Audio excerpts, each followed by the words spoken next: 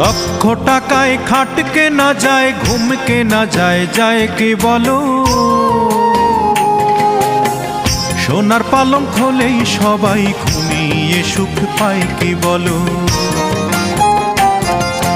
লক্ষ টাকায় খাট কেনা যায়, ঘুম কেনা যায়, যায় কি বলো?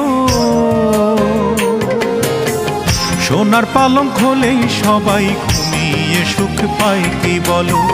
সোনার পালঙ্ক হলেই সবাই ঘুমিয়ে সুখ পায় কি বলো?